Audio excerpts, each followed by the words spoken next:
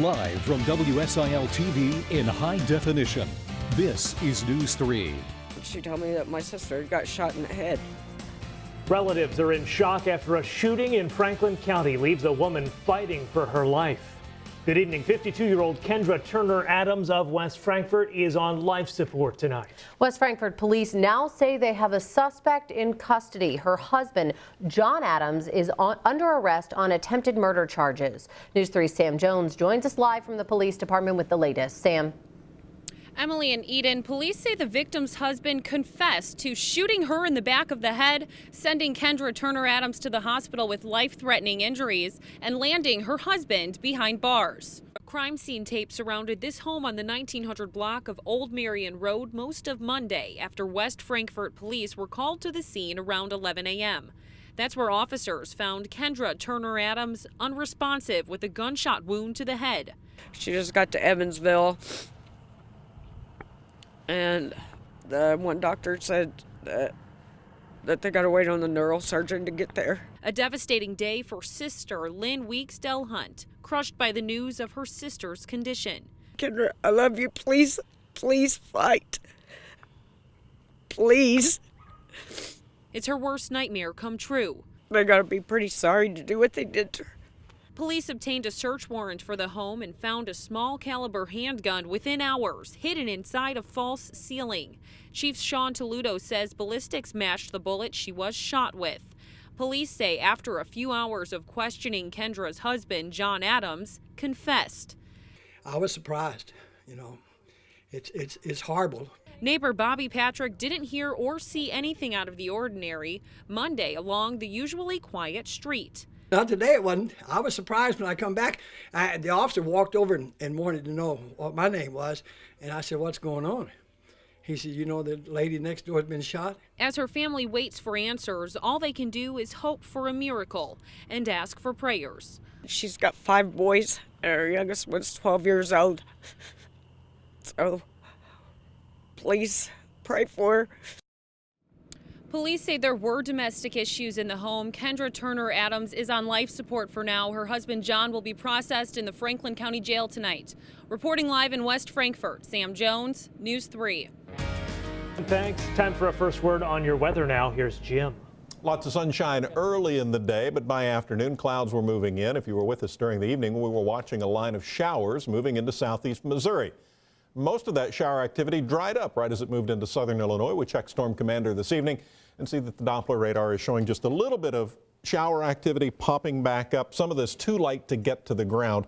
We'll zoom in here real quickly, and you can see the little bit of shower activity really starting right along I-57 right now, a little bit of activity, and then parts of Wayne County, Hamilton County, White County as well, showing some very light showers. Now, dew points for most of us still showing up in the 30s and 40s. Very dry air. Temperatures on the comfortable side as we plot them in, coming in the 60s for everyone locally. The coolest spot, Poplar Bluff at 60 degrees, probably saw some of the most rain, so the evaporation cooling things off there. But this little batch of showers will continue to move through, all of it ahead of a cold front that we expect to pass through the region later tonight or early tomorrow morning. That will sweep away the chance for showers. I think it'll clear skies for a little while tomorrow morning, but more clouds expected late tomorrow and more chances for showers and thunderstorms in the forecast, especially at around Thursday. We'll talk more about that in the forecast in just a few minutes. Jim, thanks. Local police are keeping busy sorting through applications under the state's new concealed carry law, but so far law enforcement objections to permits have been rare. Out of 49,000 applications, just 1,300 objections have been made statewide. State police say most of those are in Cook County. Marion Police Lieutenant Dawn Tondini has been handling the process for her department. So far, she's filed an objection against just one person. I check in our system to see if we've had any dealings with them, if we feel that they're a danger to themselves or others. If they get a concealed carry license, then I will submit an objection. Local police objections go to a state review board, which ultimately decides if a permit is denied. If that happens, a person can challenge the decision in court. The odds of winning at video gambling aren't good, but the chances of finding a machine in Illinois may soon get better. State lawmakers want to raise the number of slot machines allowed at truck stops from 5 to 10. Supporters say those extra machines would generate more tax revenue from out-of-state drivers, but not everyone agrees. We have a lot of professional drivers. We also have a lot of the soccer moms that come by to pass some time. It targets people in the state of Illinois that mostly can't afford it. Predominantly is done by Illinoisans at the expense of the overall economy. The higher limit on number of machines would only apply to truck stops, not bars and restaurants with video gambling. Businesses across the state have installed more than 14,000 of the machines since video gambling first launched in 2012. This January, those machines generated nearly $10 million in tax revenue. A new statewide poll shows most Illinois residents find their civic leaders corrupt. In the Paul Simon Institute survey, 62% of people said they believe local leaders are corrupt. That number jumped to 79% at the national level and a whopping 89% for state politicians. When asked whether they feel local corruption impacts their lives, 35% of downstate residents said it does a good amount or quite a bit. In Chicago, that number was 60%. Illinois-based Caterpillar is accused of avoiding billions of dollars in taxes. U.S. Senator Carl Levin says the manufacturing giant shifted profits to an affiliate in Switzerland. That's allowed the company to avoid nearly $2.5 billion in taxes since the year 2000. Levin does not accuse the company of breaking the law, and a spokeswoman says Caterpillar pays among the highest income tax rates for multinational manufacturers. There's less than an hour now for people to sign up for health insurance under Obamacare and avoid a penalty. Today, tens of thousands of people rushed to go through the application process, but a glitch in the website made that process harder. News 3's Fana Haile Selassie checked in on people applying here in Southern Illinois. I'm gonna need to get that information. It's been a busy day for certified applications counselor Alicia Coates. In the rush to beat the Affordable Care Act deadline for health insurance, she's got back-to-back appointments scheduled at the Carbondale-Shawnee Health Services, plus walk-ins desperate for help. I am booked solid, and most of our stuff that we're doing is mostly the marketplace now. And if that isn't hectic enough, a system-wide glitch around noon Monday only added to the stress. But she says there's a loophole to the deadline if she can get newcomers to sign up. If you can get into and actually get on the marketplace and actually just get your name into the system, then they give you a leeway. I do believe it's almost 2 weeks. This is all the silver plans. We didn't go into the bronze, did we? Carbondale resident Jackie Drew is hoping to finish the process that she began back in January. She took her time trying to sort out all the different options. I've always had it through work, so I've always had a set copay and deductible and all that, and never had to think about all of these thousands of dollars of deductible. For Drew, going without health insurance is not an option, no matter the cost. Coates says price is the biggest factor holding people back from signing up. There are some patients that it would be cheaper for them to sometimes take the fine this year. But as the fine progressively gets worse as the next year and the next year. Coates equates it to paying an empty fee that you don't get anything out of. Drew says it's a gamble she's not willing to make. I think everybody needs it. You never know what's going to happen. Fana Haile Selassie, News 3. Those who start the sign-up process before the deadline tonight will have until April 15th to finish.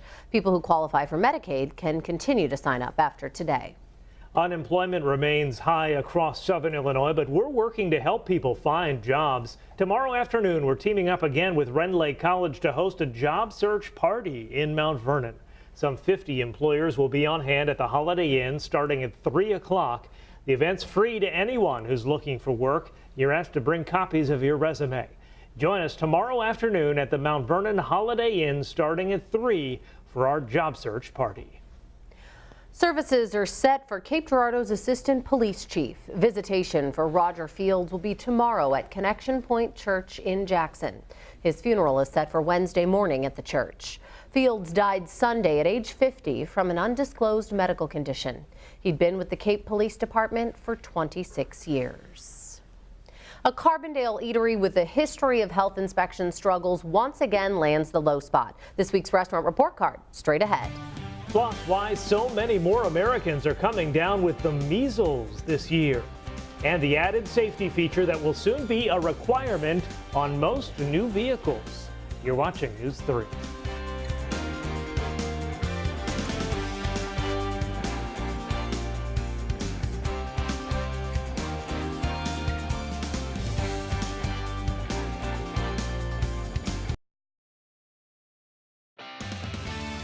You're watching News 3 in HD, your Southern Illinois news leader, with Eden Schultz, Emily Finnegan, meteorologist Jim Reeser, and Darren Kennard.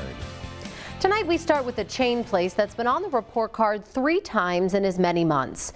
We try to follow up with spots that struggle to check for improvement, and there's been a lot of it in this case, but there are also new issues. The Carbondale Steak and Shake scored an 84 on its February health inspection. That's up a point from the month before. This time there weren't many violations, but 2 of them were critical. The dish machine wasn't working properly. Initially there was no sanitizer coming out, but that was quickly corrected. Sliced tomatoes weren't within the correct temperature range, and the nozzle of the milk dispenser wasn't set up right. Other violations, dried food on some clean ladles, and the fry warmer and fryer needed cleaning, along with the floor and the walk-in freezer. The report notes all the refrigeration was at the correct temperatures. Still, the inspector decided to keep Steak and Shake on a monthly inspection schedule, citing continued critical issues and inconsistency in correcting other violations. The manager says many of the recent checks have been during or right after the busy lunch rush. He says they've made a lot of improvements and are continuing to raise their score. It was an 88 for Silver Streak in Mount Vernon. The lone critical problem was leftovers being reheated in a crock pot. They weren't brought up to the right temperature fast enough. Chicken cordon bleu and steaks in the fridge weren't labeled correctly, and some kitchen staff didn't have a hat or hairnet on. The health department gave Applebee's in Benton a 92. No critical violations here, but the refrigerators along the grill line needed to be cleaned, as did a freezer and shelves in the potato station. Larry's House of Cakes in Marion also avoided critical issues, receiving a score of 95. The mixers had some food buildup on them, and the floor in the dish area needed cleaning. The light in dry storage was missing a shield to protect against broken bulbs. And top marks this week go to Gilio's Pizza in Shawneetown with a 99. Gilio's lost a single point for a tea spill on the counter. Visit our website, WSILTV.com, for more on your favorite spots to grab a bite to eat. Just search Restaurant Report Card. The U.S. is sending a new tool to the Indian Ocean to help search for that missing airliner, and updates straight ahead tonight. First, a gorgeous day as we take a look at Devil's Kitchen Lake. But will rain put a damper on things this week? Jim's forecast coming up.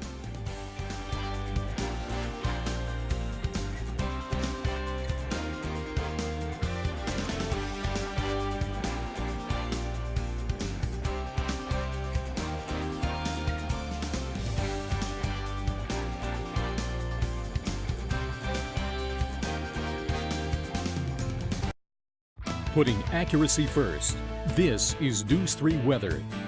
Most of the comments I heard today about the weather are pretty pleased, other than a little bit of a south breeze in the afternoon, and of course then the clouds moved in. Some allergy sufferers starting to comment a little more. I think the warmer temperatures are starting to see a few more buds on the trees, and that south wind aggravating symptoms there just a little bit. Then the rain moved in. We really watched it move through southeast Missouri in the late afternoon, but now what's left in southern Illinois, very light. A lot of it not getting to the ground, some of it just getting to the ground as a few sprinkles here and there. And temperatures are staying on the mild side. Still 61 in Cape Girardeau, 60 in Poplar Bluff, 64 right now in Paducah and in Carbondale. Just off to our west, temperatures dropping into the 50s. There is a cold front moving this way, but it's a long ways off. Probably be late tonight, maybe early tomorrow morning, more like maybe 6 or 7 o'clock before it actually moves through. And when we widen out the view, you can start to see the big difference in temperature. St. Louis right now at 62, Kansas City 48, but Omaha, North Platte, both reporting 29 degrees, and you can see it in the color coding. So until that cold front moves through, there will continue to be a chance we might see a little bit of a shower. Storm track radar now on a little bit of wider view. There's that little bit of rain that moved in, dried up on top of us, now sort of rebuilding off to the east. But that broken line cutting through Missouri, the leading edge of that colder air as it moves this way. And satellite imagery showing that once that moves through later tonight, it looks like skies will probably clear out. We may see quite a bit of sunshine tomorrow morning, but expect the clouds to build back in again tomorrow afternoon. The core of the energy, the low pressure with the system well off to our north and moving away from us. So this cold front doesn't have a lot of support. It looks like it will just about move through the region, and then we expect it to swing back as a warm front and maybe as early as late tomorrow afternoon or tomorrow evening. Temperatures today warmer than normal for us, from 42 to 69. Harrisburg, probably we'll wait for a live update here on the WeatherNet, but still showing a temperature in the 60s. Dew points ran in the 30s all afternoon for most of us. They have bounced back into the low 40s, and we've all seen that southwest breeze. Skycast checking our model run, showing at midnight tonight, still that little chance of a shower locally. You can see where the cold front is, put everything into motion.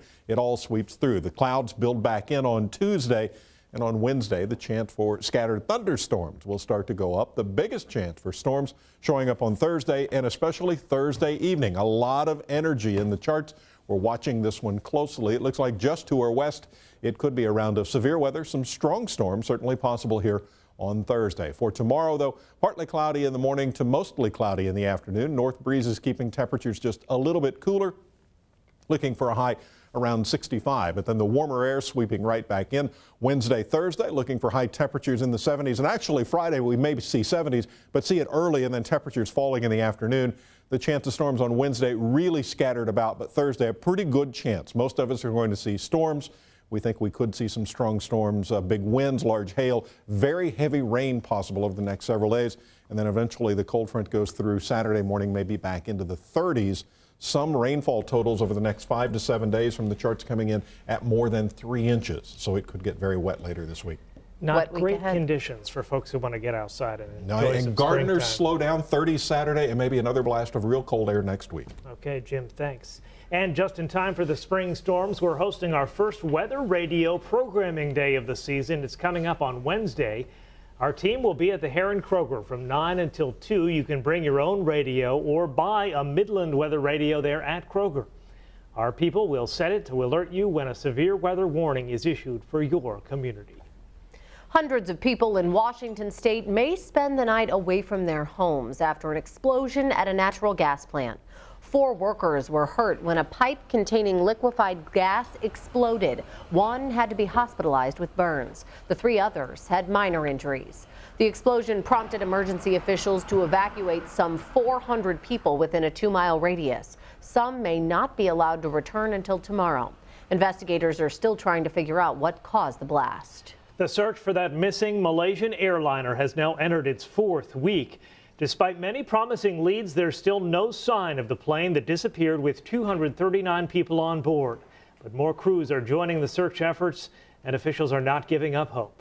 ABC's Lana Zach has our story. The black boxes of Malaysian Flight 370 have about 6 days of battery life left, creating new pressure on rescuers to find those homing pings before they're silenced forever. All of the technological mastery that we have is being applied and brought to bear here.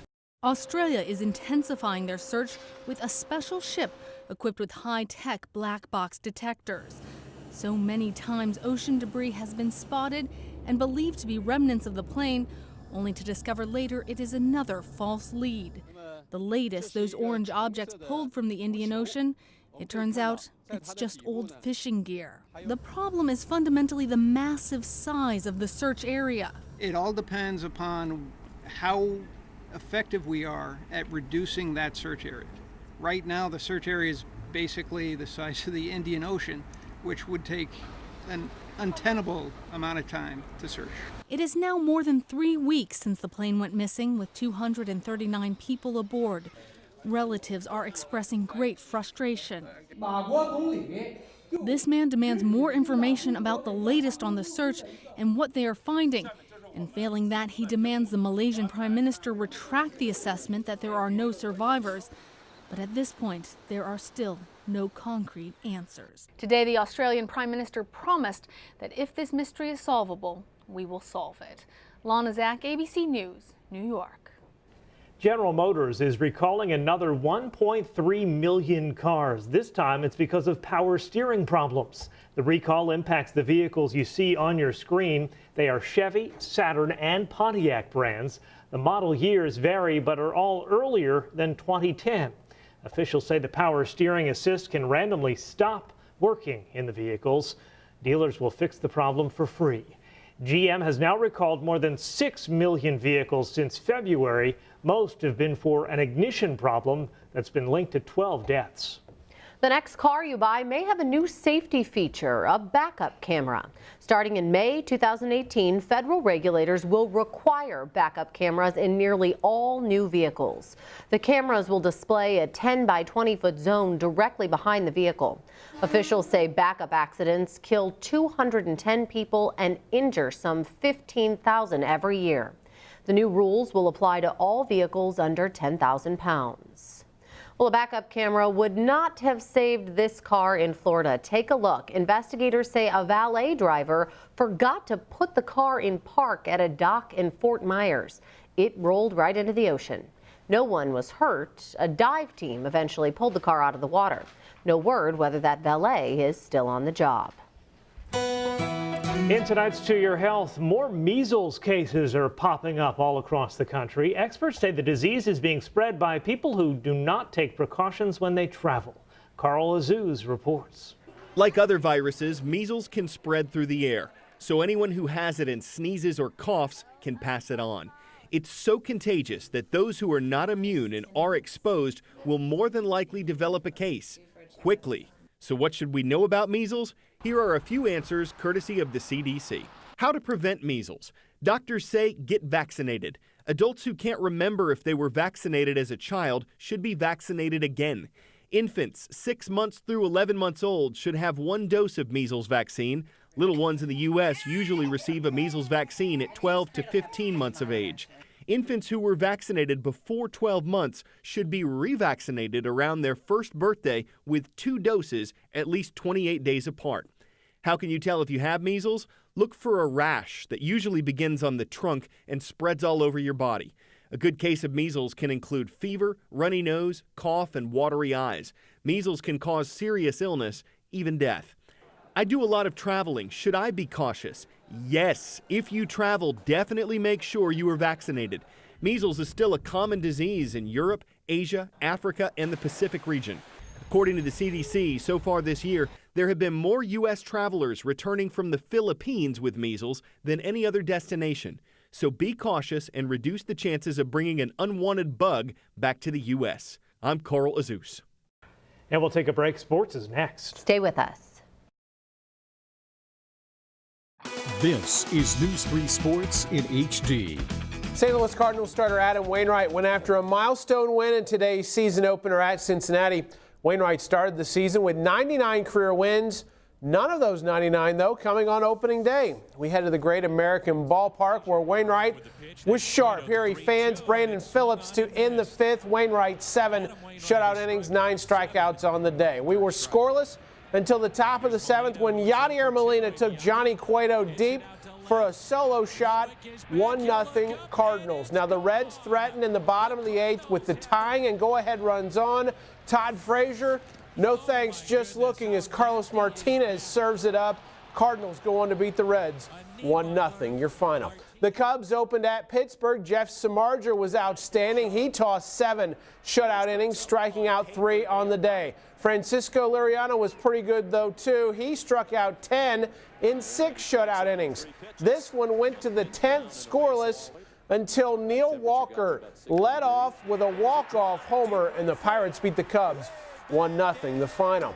Over in the AL, the White Sox opened their season at home against Minnesota. Alejandro De Aza in the 2nd, the 2-run homer put the Sox up 2-0. Now after Minnesota tied it at 2, Jose Abreu untied it with the RBI single. De Aza added a 2nd homer on the day, and the Sox going to beat the Twins 5-3, your final. College baseball today, Ren Lake shut out SIC 7-0. It was Northland sweeping a pair from St. Louis Christian. High school baseball, Mount Vernon big over Benton in 5. Marshall County beat Massac County. Johnson City took care of Galatia in 5. Pinckneyville by a touchdown over Trico. West Frankfort in 5 over Waltonville-Cesar-Valere. Weber Township doubled up Woodlawn, and it was ZRC getting past Crab Orchard 4-3. High school softball, Benton over DeCoin 9-6. Wayne City shut out Grayville. Murfreesboro got by Marion. Trico beat Pinckneyville 7-3. It was Mount Vernon over Waltonville-Cesar-Valere. El Dorado got by Galatia-Thompsonville, and it was Crab Orchard outslugging ZRC 13-9. Girls soccer, Harrisburg blanked Centralia 6-0. Anna Jonesboro fell at Perryville 4-0. The SAU women's golf team headed into the final round of its Saluki Invitational with a 2-shot lead at Breezy Hickory Ridge. On number 6, Marion product Ashley Rushing gets up and down to save par. Later in the round, it was her twin sister Cassie who comes up just short on the birdie putt. Cassie shot a 77 on the day and tied for 9th. Chris Grimes led the Salukis with a 2-day score of 152. Good for 3rd individually here. She birdies 13. And Ashley Rushing there, she matched her sister with a 77 on the day, including the birdie putt from the fringe on number 11. She finished tied for 6th individually. As a team, the Salukis go on to a 14-point win, or 14-stroke win rather, over Indiana State. Chicago State was 3rd. And John A. Logan wrapped up its spring invitational today at Kokopelli in Marion despite the wind. Wren Lake knocked 16 strokes off Sunday's opening round to finish 2nd. That was Metropolis's Dalton Cordy sinking the birdie putt there. The host Vols began the day with a 9-shot lead. Logan's Michael Minkatsi places this chip within a few feet of the cup. He would tap in for par, and the Vols would go on for a 15-stroke team win. Logan's Connor Graves earned medalist honors as the Vols finished in 4 of the top 5 spots individually. Okay, Darren, thank you. Sure. We'll be right back. The spring showers are on the way. And there will be more around tomorrow, maybe not as many around here, but if you're traveling, some show up on the map. St. Louis could see a passing shower. We'll look for a high temperature around 60. Some cooler air moving into Chicago, partly cloudy there with a high of 48. But if you enjoyed the little taste of warm air today and you want more, Tupelo or Atlanta, partly cloudy with a high around 78 degrees. Amarillo, 79 and sunny. Some of that warmer air will be in here later in the week, but it will bring back the chance for storms. That's the problem. We can't get the 2. Not this time of year. It just doesn't seem to work that way. Give it a little bit. Thank you, Jim. Jimmy Kimmel Live is coming up next. And we'll see you tomorrow. Take care. Have a great night tonight.